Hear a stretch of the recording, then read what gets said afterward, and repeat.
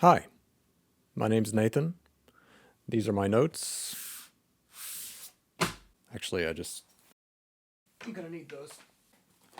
And this is the Waldorf Iridium.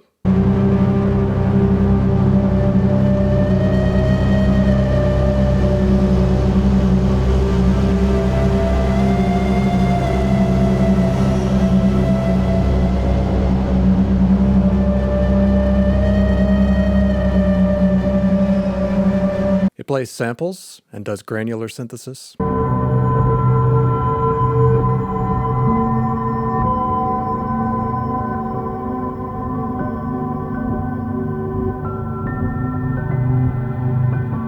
FM synthesis.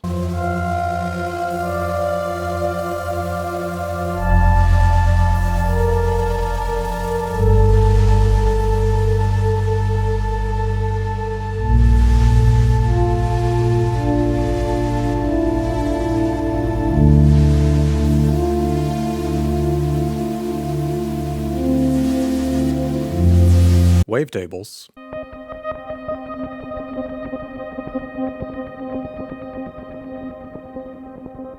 Resonators.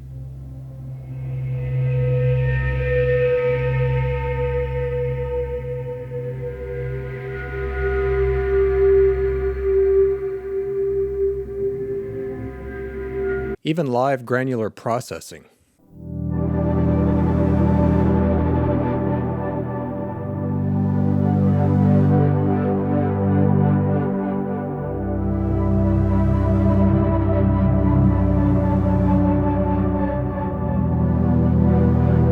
It sounds incredible, and no doubt it is one of the most versatile synthesizers on the market. And I sold it. So apart from just being a fool in general, why would I do such a thing? Well, I'm glad you didn't ask. I've been thinking a lot lately about gear acquisition syndrome, or GAS as we call it in the business, and balancing actual musical needs, like tools that I need to create my art, the music that I make, which is kind of what all of this is really about, I think, or it used to be at least. Balancing those needs with wanting a shiny new thing that's going to look really good on Instagram. So it can take some time to find out if an instrument is really for you. In other words, just the sound of the instrument is not necessarily the only deciding factor. It's also about how you interact with the instrument, and that goes into the software versus hardware debate, which I think both sides have a lot of merit. If you know anything about my own work, you know it's a hybrid. I use DAWs, I've used all manner of software to make music, but at my core, I play the piano. And so I really enjoy the tactile feel of having something in front of me that I can reach out and grab hold of. So if the workflow of an instrument will take me places that I wouldn't go on my own or wouldn't go clicking a mouse, if it leads me to things through either its limitations or its particular set of features, then that is worthwhile to me, even if I could get the same sound somewhere else. In the case of the Iridium, honestly, I really enjoyed interacting with the Iridium. Not only did it sound great, but it was also really fun to use. And for a while I kept it because it did check off those two boxes, which are very important. But I always found it to be not quite knob per function enough for me. That bank of sequencer buttons, which they're not really pads, they're not velocity sensitive, there's no aftertouch, none of that. If that had been done away with and replaced with, say, assignable macro controls, either sliders or knobs or a combination of the two, I would probably still have the Iridium. But in the end, it still took me a bit of menu diving to get to the places that I wanted to go.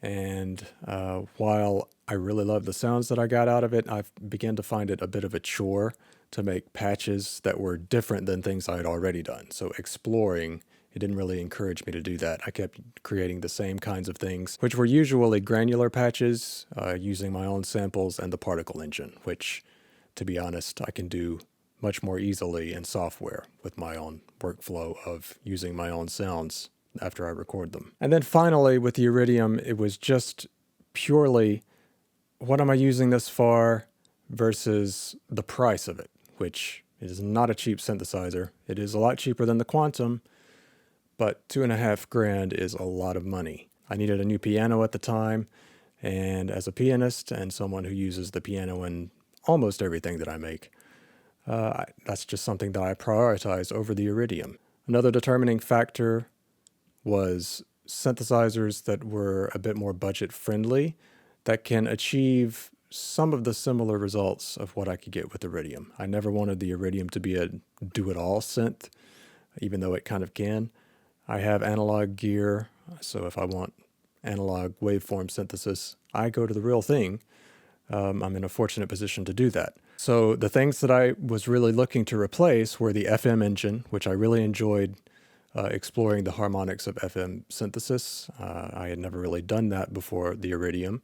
And so I replaced that aspect with the Korg Opsix. And the Opsix has something that the Iridium didn't, which was a complaint of mine, and that is control over the level and the operator ratio of each of the operators, which is hands-on FM synthesis at its very best. So I've really enjoyed this kind of does one thing really well synthesizer since getting it. In terms of replacing the granular engine, which I used a lot, I use Native Instruments Straylight, which I've found to be a really, really good alternative in the box for granular synthesis.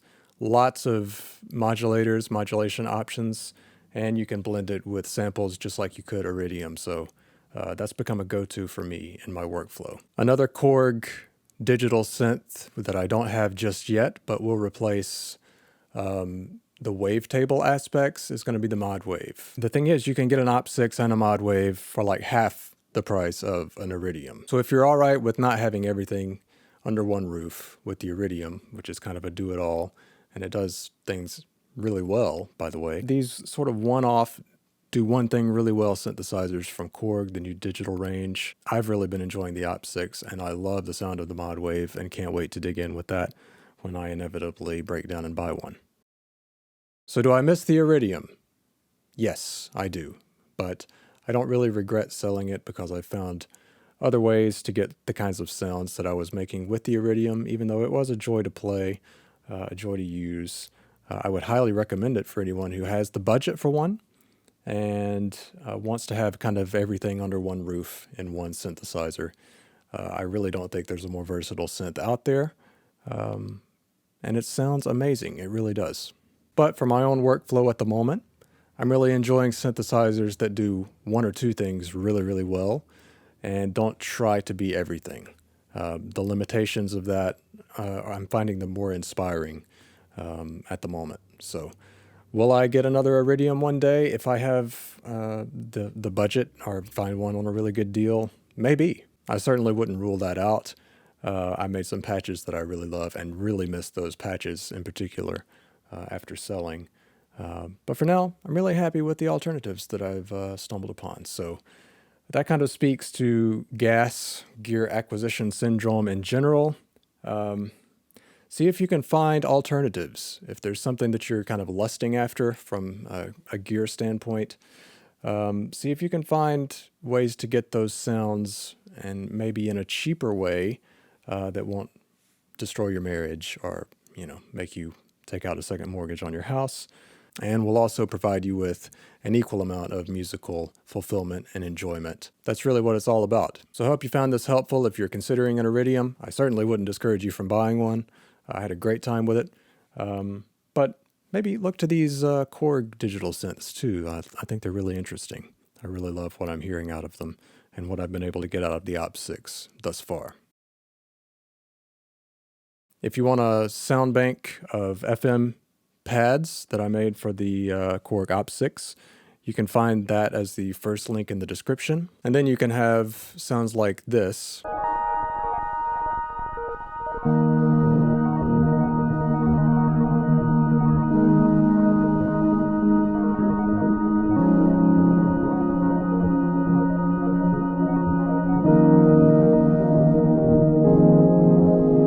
For your very own. I appreciate you sticking around listening to me ramble for a bit. If you enjoyed this, please hit like and subscribe and all the other YouTube stuff that I have to beg you to do at the end of each video. Really putting an effort into this channel for the first time in my life. In the past, I've mostly just used this channel to dump my own music on, and since no one seems to care about that,